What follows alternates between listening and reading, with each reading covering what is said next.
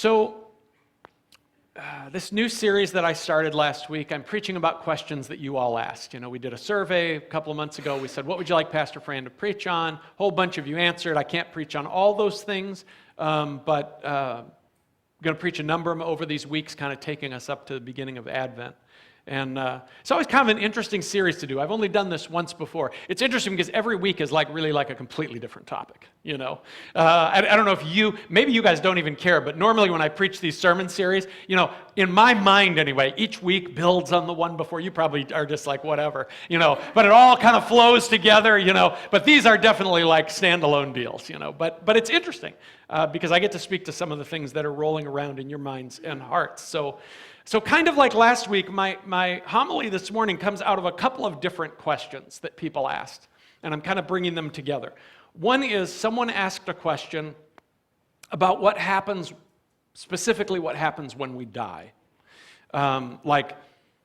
Because different Christians teach different things about this, and I'll talk about that in a minute, but what happens? Like, what happens right away? Do we see the Lord right away? Like, what is that?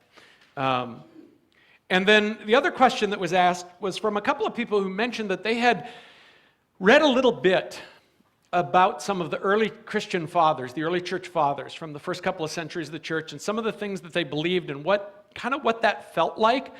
And one of those people expressed that in some ways, in comparison to early Christianity, modern Christianity feels different in some ways, more mechanical in some ways. And this is my word, and I don't mean to be harsh, but kind of shallower in some ways. And so I have put these two questions together about what happens when we die and about these questions about what the early Christians maybe knew about some things that we don't. I've put them together into one sermon this morning called The Journey Home. So let's start with this question about what happens when we die, about, you know, will we encounter Christ right away? What will that be like? So in the history of the church, there have always really been these two views. One is that when we die, we will, you know, as we leave our body behind, we'll remain conscious and we'll see Christ, we'll encounter God immediately. And the other view is that when a person dies, they kind of go to sleep, like sort of a kind of stasis. And there are whole denominations and theologies that hold to this. They call it, literally the doctrine is called soul sleep. And then the person is going to awake again at the time of the resurrection, but in between not be conscious. So many Christian thinkers have thought that Paul's words in one of his letters, in Philippians 1, suggest seeing Christ right away. In that passage, in Philippians 1, he knows he's coming to the end of his life, and he's wrestling with, he has some desire to stay in this life for the good of his fellow believers, and he also has a desire to go. And so he literally says, like, what shall I choose? Because to stay is better for you. That's what he says to his readers. To stay is better for you. But he says, but I long to depart and be with Christ. And he says this, for me to live is Christ, like to live now, like I'm living the Christ life with you and you're living it with me, right? Paul says to live is Christ, but he says, but to die is gain. So a lot of Christian thinkers have heard in Paul's words a sense of immediacy, right? That when we die, we're going to go and be with Christ and see the Lord right away. And of course, there are lots of near-death stories or point-of-death stories that get told. Many years ago, Linda and I were friends with an older pastoral couple named Ray and Ruth. And Ray got pancreatic cancer. They lived, 4 blocks from here. And the day that Ray passed, Ruth called me as soon as it happened. I was probably at their house within 5 minutes after Ray passed. And the first thing Ruth said to me is she said, in his last couple of minutes, she said, Ray's eyes got really big. And it was like he was looking past me, like he didn't see me. It was like he was looking through the walls, and he held out his arms and he said, I see you, Lord, I see you, and I'm coming. And that made a really powerful impact on me because Ray was, he was a stalwart guy, you know. He was a solid human being and solid in his faith. And of course, we hear all these stories about people who have died and come back, and they have been conscious, and they've experienced different things. And I think a lot of that is legit. I cannot discount all those people's experiences. I do think that some of the sappier Christian stories I've heard about that were maybe concocted to sell books and movies. I'm just saying, it happens, right? It's the world we live in, right? We want faith, and then sometimes there's a buck to be made on faith. And I think it's just worth noting as we talk about this that this question of what really happens after we die, we think about it more sometimes in life than when we're young. We don't think about it a lot. Death seems like a million miles away. You know, when I was 10, I thought a person who was 35 was like elderly. Right? It's like death is like a million miles away. But then as we get older, we may think about these things more. Like, I will admit that at my place in life, I think like, wow, more of this earthly life is behind me than is probably remaining of this earthly life anyway. And then when we lose someone, suddenly the question of death and what happens and all of that, those questions become incredibly relevant. Most of you know, because I talk about her a lot, maybe too much, that my mom out in California is 98. And I would venture my mom doesn't have too long before it's time to go home in that final sense. And some of you know that my little brother Richard has begun his journey home, which is devastating for me. We had no relationship for a lot of years, and now we're very close. And anyway, so I try to always look like I have it together in front of you guys as my friends and my flock. So if you see me look overwhelmed or depressed in the next few months, that's probably it. And even looking around this room, I know some of you have experienced big losses in the last few years. And I'm feeling your losses heavier because of this season in my own family. Sorry. Of course, when we do lose someone, we always hope and want to believe that whatever that good afterlife is and whatever God requires to get in on that all that is like working out right for our loved one, and that the best is yet to come for them on the other side of things. I'm counting on seeing my dad again, who's been gone for a long time. I'm counting on seeing the loved ones that I have lost. One of the lines that if you're a Lord of the Rings fan, and I know that many are not, Lord of the Rings it's kind of like liver and lamb. You love it or you hate it, right? So, but if you're a Lord of the Rings fan, one of the lines that touches me most deeply in the Lord of the Rings is when Theoden, the king of Rohan, is dying on the battlefield, and he looks into his daughter's eyes and he says, "I go to my father's." And I always think that's the promise right there. And you might find this strange, but I used to worry more about people's eternal destiny than I do today. I've done 1 million funerals as a pastor. And in fact, the first funeral I ever did, I wasn't even really a pastor yet. I was, probably 25 years old or under, and I was kind of a leader in the church we were in. And our pastor had a really tragic funeral to do, and he didn't want to do it. So he left town and said, "You do it." It was my first funeral, it was really rough.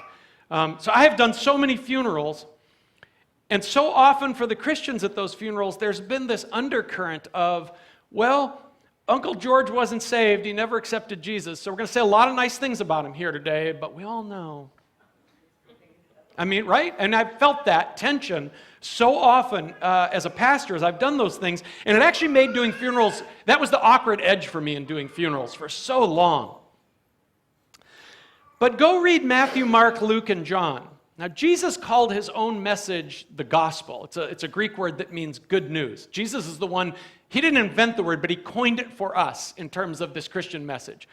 And if you go read Matthew, Mark, Luke, and John, you never hear Jesus preaching his gospel the way we have tended to in the modern church. Because the modern church has gotten some things right, but not everything. And what we've done with the gospel is we kind of reduced it down to a transaction. So a lot of times we've had this mentality that's kind of like this, like, you said the prayer, and so at least you're going to get in when you die. And we've kind of reduced this down. So when we think about the gospel, so often it's like the big question is just the afterlife question. And did the person do the transaction with God that was necessary to get... Jesus never talks like this. I mean, you don't have to believe me. Go read the Gospels. Jesus never goes around saying to people like, hey, make sure, you do the thing. Because if you don't do the thing, he just doesn't sound like that. In fact, he says things, if that's how you really think about it, Jesus actually says things that are really troubling. Like, not everybody who says to me, Lord, Lord, will enter the kingdom, right? Like, he's got all these things like, why do you call me, Lord and Master, but not do the things that I actually talk about? Like, Jesus, like, something else is supposed to be happening here, right, to you. So I guess this is sort of the second week in a row that I'm rubbing up against this hell question without really going all the way into it. And I promised you last week that I would give completely unsatisfying answers to that, and I will again this morning. But I think that, Leslie and I are restarting our Jesus at the Table podcast, and I think we're going to do a podcast episode about that, which kind of takes more than I can probably, in some ways, give you on a Sunday morning, I guess, unless I did a whole sermon about it. Maybe that's coming, I don't know. But it's actually this sort of stripped down, transactional modern gospel, just pray the prayer, make sure you get saved and get in.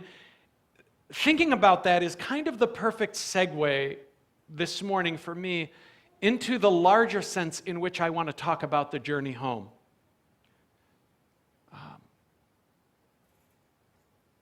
By the way, and this will leave you unsatisfied as well, but I just want to put it out there because part of my job is to make you guys think, right? For better or worse.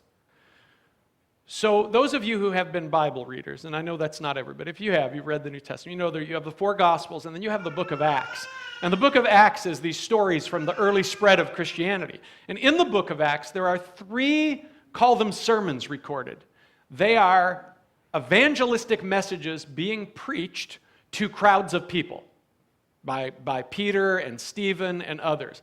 And a fascinating thing is that and they're recorded, like here, Peter got up and this is what he said. And when you read all 3 of them in the book of Acts, and they're preaching the gospel, and they're saying, come to Christ, who will transform you, none of them ever mention the afterlife. They never say, come to Christ so that you can get in, or so that you can avoid hell. And I just think that's fascinating. Now, I'm not saying the afterlife question doesn't matter. I'm saying you can preach the gospel without that being the thing. And what that should do is make us wonder, well, then what's at the heart of the gospel? If you could preach the gospel without making it just an afterlife threat or promise, and that's kind of, I guess, what the rest of this sermon is about, is what's at the heart of the gospel.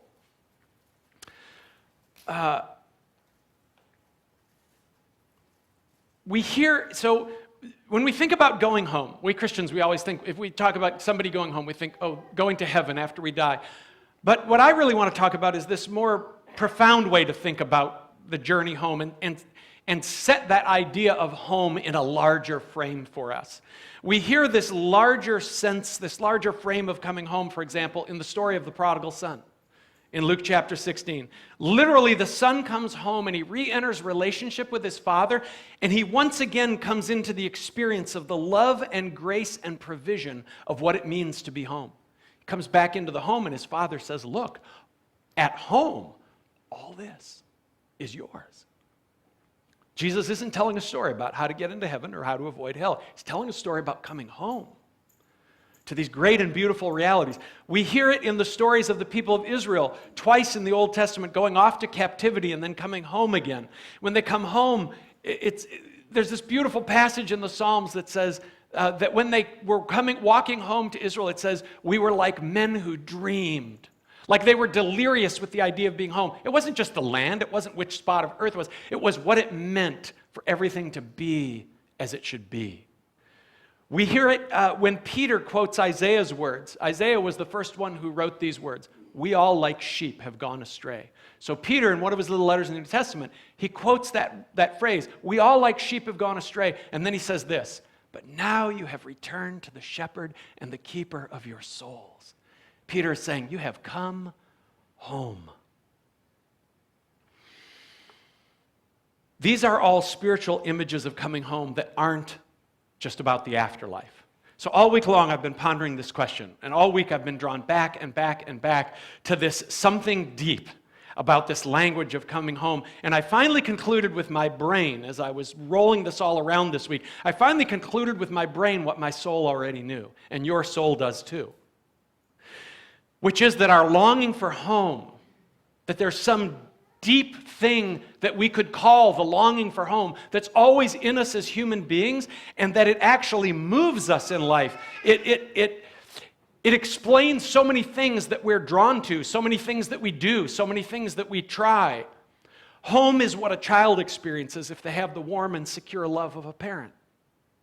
The search for home is why we fall in love. We're finding our home in another person. It's why we create homes and we create families. The search for home is why we build friendships and join communities. And not always, but often the search for home is why we embrace a faith journey, because we know or we hope that there is a way to be home with God that puts all the pieces of us and all the pieces of this difficult and confusing life back together. The search for home is even why people go to the same bar and sit with the same group of people every night. It's why homeless people don't just live by themselves, they build encampments. So they're home in a community. Many years ago, I heard someone say, and I can't remember who it was, they were reflecting on the Genesis story of the garden and of Adam and Eve. And this person said that in this life, we all find ourselves outside the garden in the wilderness, but we've been banging on the garden gates ever since, trying to get back in. And I love that. All the things that we're doing, good, bad, and indifferent, we're trying to find the life. We're trying to find home. We're trying to find how it all comes back together. We're trying to get home. But we don't really use this language for it on a day-to-day basis, right? We don't really talk about it that way so much. It sometimes will come up in a really powerful film or book, this imagery of coming home and what it means. But I think we don't really use that language for it because I don't think it's something we have conscious thoughts and language for. I think it's something we know. All those examples I just gave, all these things that move us in life that we're drawn to, why we do this, why we embrace this, why we join with this person or these people, it's all because inside us we know there is a place we're trying to get to. Call that home. We know there's a home that we're searching for. And I think being that we're still searching for home in ways that we haven't completely found, I think a lot of times that just feels far too vulnerable for us to admit as human beings. Like, if I asked you why you were really putting all your energy into some, specific group or relationship, or why you were chasing something really stupid, you probably wouldn't say to me, I'm just trying to find home. I'm trying to find the thing however I can. I'm trying to get to it. You wouldn't call it that. But we're doing it. I think this is what the earliest Christians knew. Not that they had merely found religion, but that they had found the journey home that had always been eluding them. For them, it wasn't just about whether they had prayed a conversion prayer or believed the right doctrines. There was obviously some of that. I think they thought in terms of some profound impact, some profound experience on their humanity. Did you know this? I learned this a few years ago and it blew my mind. So if you go back to about the 2nd century in the early church, if you wanted to become a Christian, today we do things a little bit differently. We're so excited about everybody becoming a Christian. We say, fill up the tank, let's get you in the water, man. Let's baptize you. In the 2nd century, in most of the Christian communities across Asia Minor, before you could be baptized, you had to go through a long discipleship course, what it meant to be a Christian. It was often 2 years long.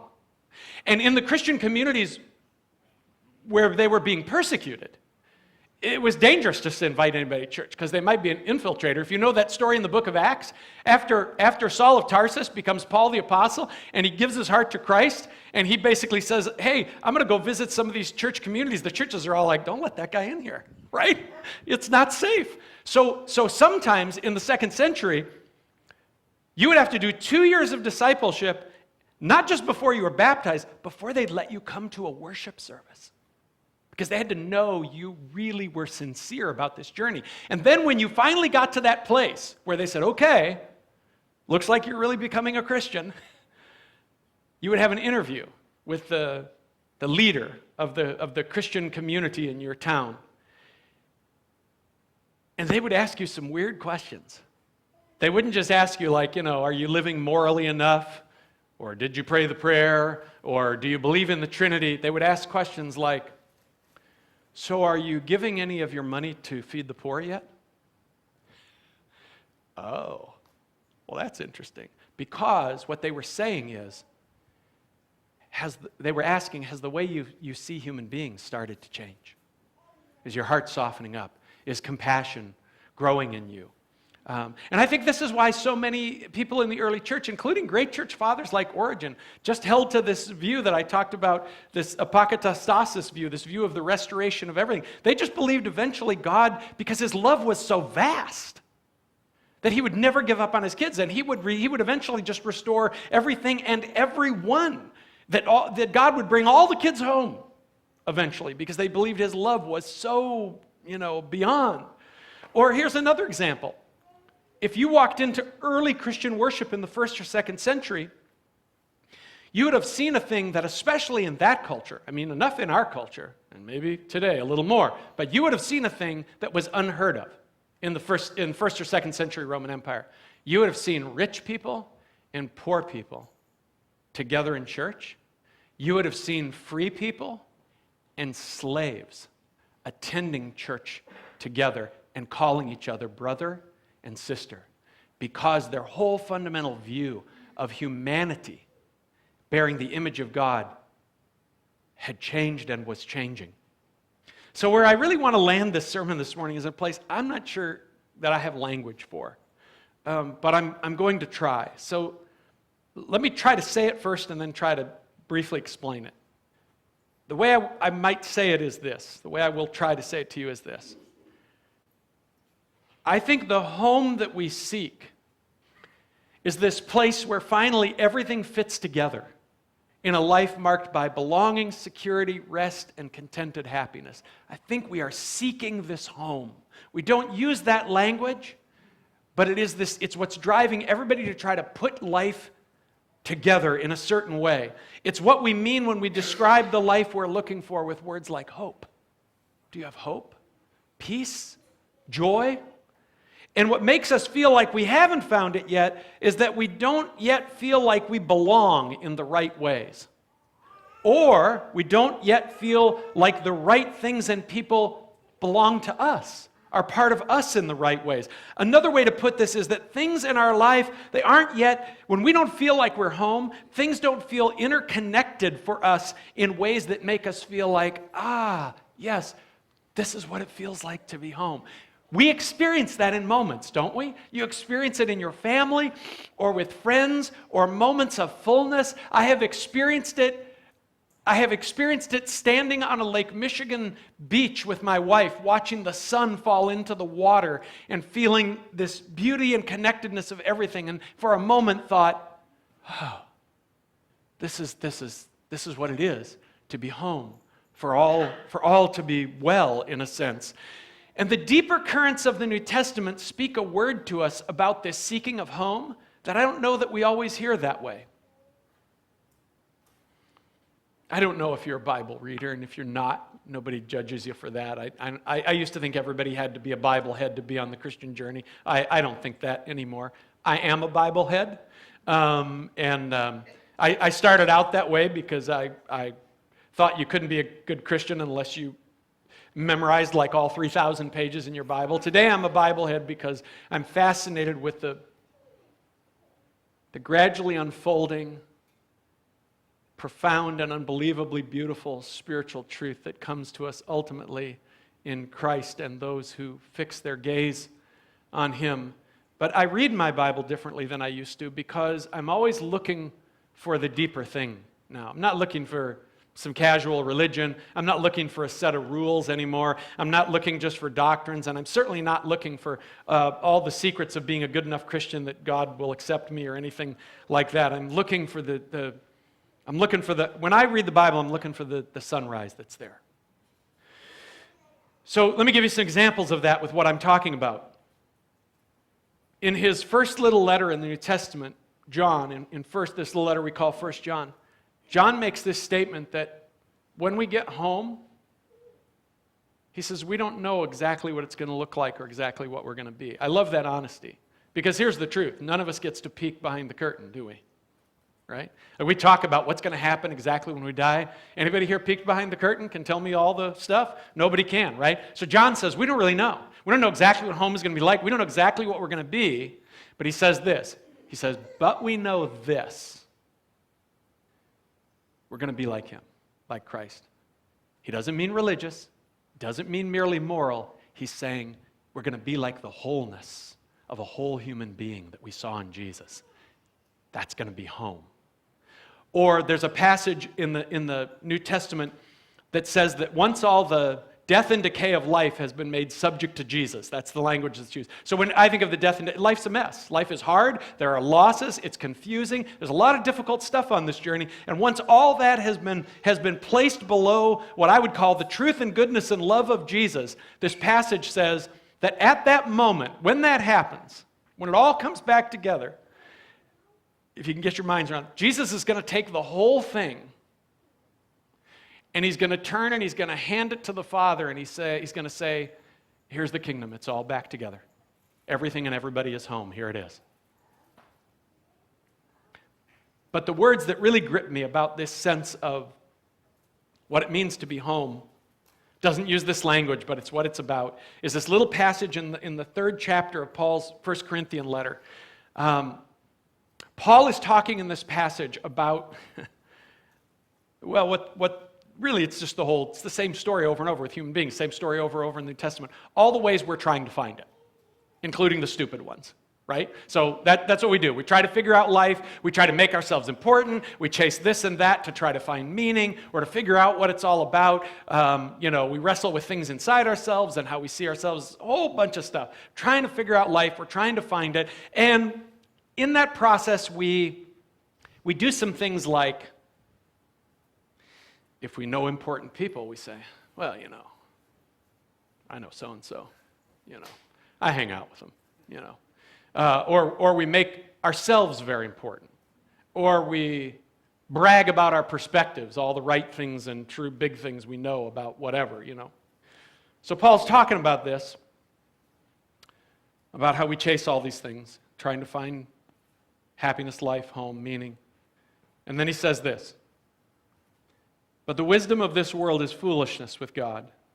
For it is written, he catches the wise in their craftiness. By the wisdom of the world, you have to read it this way. For the wisdom of the world, right? All the things we do to try to find it. It's foolishness with God. He catches the wise catches the wise in their craftiness. The Lord knows the thoughts of the wise, that those thoughts are futile. And then he says this, therefore, let no one boast in people. Now, this next line that he says, it might sound like a nothing burger to a lot of you, but it's a crazy, profound spiritual truth, and I hope you'll contemplate it. You may not get your mind around it this morning, but I hope you'll contemplate it. He says, so don't be boasting in people, making yourself big, all these kind of things. And then he says this, for all things are yours. Greek word panta, everything, all of it. All things are yours. Whether Paul or Apollos or Peter, because some of these people were like, I've hung around with Paul. He's like, it's human beings. They're all yours. And then he says this, all things are yours, whether Paul or Apollos or Peter or the world. The world is yours. It's your oyster. The world or life or death or things present or the things yet to come. Everything is yours and you are Christ's and Christ is God's. And if you can hear some of the spiritual truth in that, at the core of the love that has been manifest to us in Jesus is this truth. You belong to God, which means you belong to all that God has made, and everything belongs to you. You are part of this great, interconnected, crazy, wild, beautiful creation, and it's all yours, and you belong to every other piece of it. To put it simply, you are home. This is the tension in the New Testament. We have been redeemed by Christ. We've been resurrected by Christ, past tense. You have been made new. You are home. And you say, well, I don't always feel like it. The secret to life is entering into the truth that not everybody sees yet.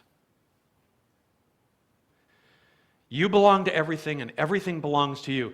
Father Richard Rohr would call this unitive thinking as opposed to dualistic thinking.